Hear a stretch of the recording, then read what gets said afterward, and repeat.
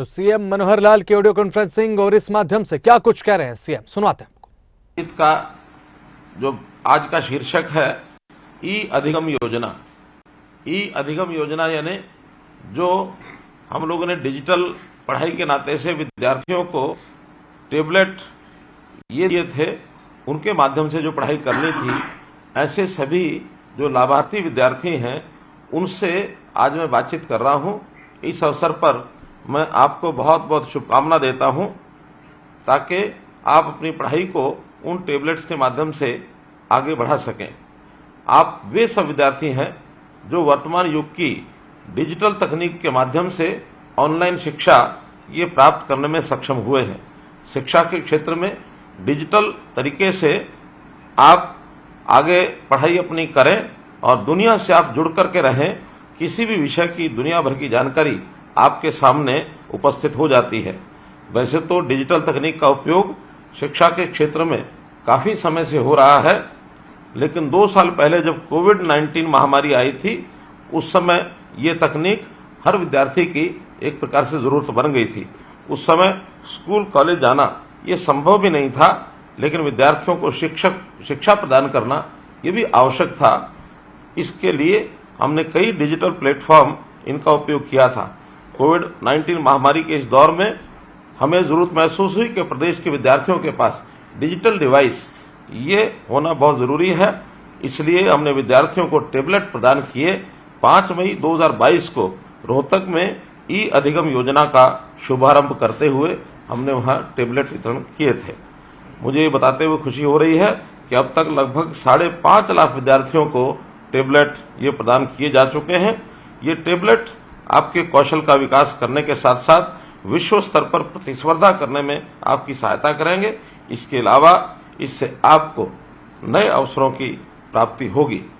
शिक्षा में सूचना तकनीक के उपयोग के लिए विद्यार्थियों को प्रेरित करते हुए प्रधानमंत्री नरेंद्र मोदी जी ने स्वयं एक बार गांधीनगर में अपने संबोधन में कहा था, हम खुशकिस्मत हैं, ऐसे युग में हैं जहां प्रौद्योगिकी सरल और पहुंच के अंदर है।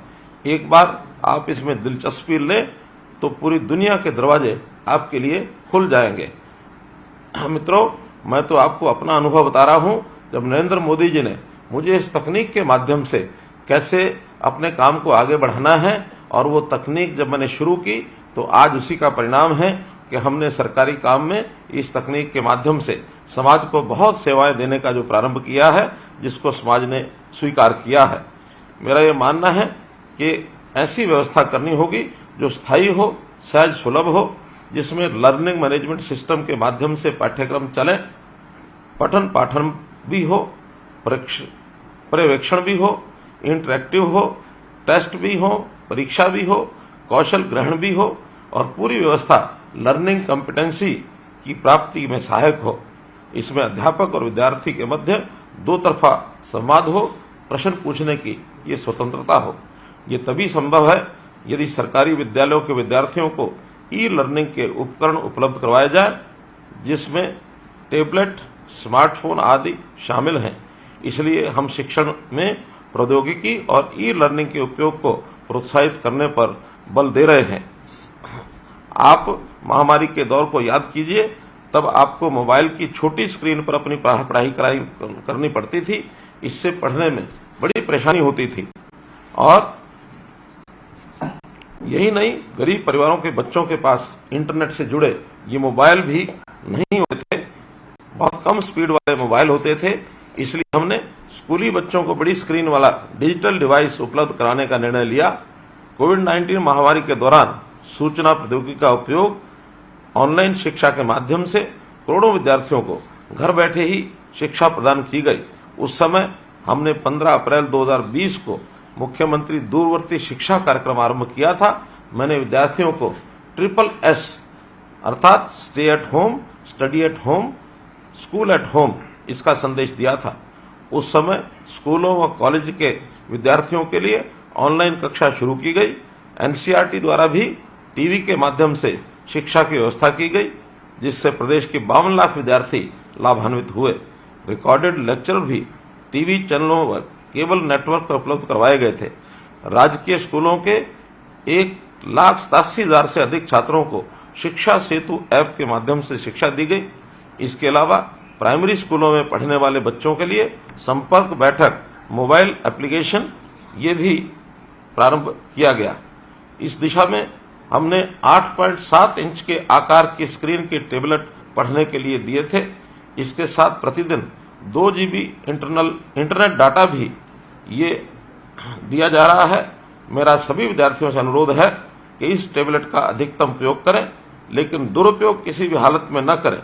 इससे सदुपयोग से आप दुनिया का श्रेष्ठ ज्ञान प्राप्त कर सकते हैं, जो आपके जीवन को सरल और सफल बनाएगा। भाइयों बहनों, टेबलेट के दुरुपयोग को रोकने के लिए भी हमने इसमें मोबाइल डिवाइस मैनेजमेंट सिस्टम डलवाया है, ताकि कोई भी विद्यार्थी अवांछित सामग्री न देख सके। हमने 37,370 अध्यापकों को भी टेबलेट उपलब्ध करवाए हैं, ताकि उन्हें भी आपको ऑनलाइन शिक्षा देने में सुविधा प्राप्त हो। हमने नए शैक्षणिक वर्ष 2023-24 में टेबलेट के वितरण के लिए SPO तैयार किया है। इसके लिए स्कूलों की ओर से कार्रवाई शुरू कर दी गई है। हमारा लक्ष्य है कि मई 2023 के अंत तक 9वीं, 10वीं, 11वीं, 12वीं के सभी पढ़ने वाले छात्र और उनको पढ़ाने वाले सभी शिक्षक टेबलेट का उपयोग करें। इसके लिए हमने शिक्षकों को निर्देश दिए हैं कि वे कक्षा में और घर पर प्रतिदिन स्वयं और छात्रों द्वारा टेबलेट का उपयोग सुनिश्चित करें। टेबलेट के उपयोग को बढ़ावा देने के लिए अधिकारियों और शिक्षकों को प्रशिक्षण दिया जा रहा है। जब इस योजना पर कार्य प्रारंभ हुआ था तो कई गंभीर प्रश्न सामने आए थे। पूरे भारत में किसी भी राज्य के पास ऐसी योजना नहीं थी जिसका अनुसरण किया जा सके। हमने हरियाणा में अपने स्तर पर पहली बार बच्चों को टेबलेट देने की योजना बनाई थी। हमने ये भी निर्णय लिया कि विद्यार्थियों को 2G इंटरनेट डाटा फ्री दिया जाए, ताकि इस पर होने वाले खर्च का बोझ उनके माता पिता पर न पड़े। इसके लिए 1,000 करोड़ की महत्वाकांक्षी योजना हमने बनाई, जो पूरे भारतवर्ष में स्कूल शिक्षा में पहली योजना है। ये भी बताना चाहूंगा कि इस समय पूरे संसार में स्कूल शिक्षा में कुल 6 से 7 ऐसे देश हैं जो ब्रिंग योर ओन डिवाइस के नाम से इस योजना को चला रहे हैं। हमने इस योजना को कहा कि we will provide you the device to learn. इस प्रकार की हरियाणा ने देश में नहीं अपितु अंतर्राष्ट्रीय स्तर पर अपना स्थान बनाया है। जैसा कि आप सभी जानते हैं, हमने राष्ट्रीय शिक्षा नीति 2020 को वर्ष 2025 तक पूरी तरह लागू करने का लक्ष्य रखा है। इस नीति का एक उद्देश्य विद्यार्थियों का कौशल विकास करना है। मेरा मानना है कि हरियाणा के विद्यार्थियों को यदि 21वीं सदी के कौशल में दक्ष बनाना है तो ये सभी तभी संभव है यदि उन्हें पर्सनल डिजिटल डिवाइस उपलब्ध करवाए जाएं। अब स्कूल स्तर पर जिन विद्यार्थियों को डिजिटल एक्सेस मिल रहा है, वे आने वाले वर्षों में IT क्षेत्र में या 21वीं सदी के कौशलों में हाथ आजमाते देखेंगे।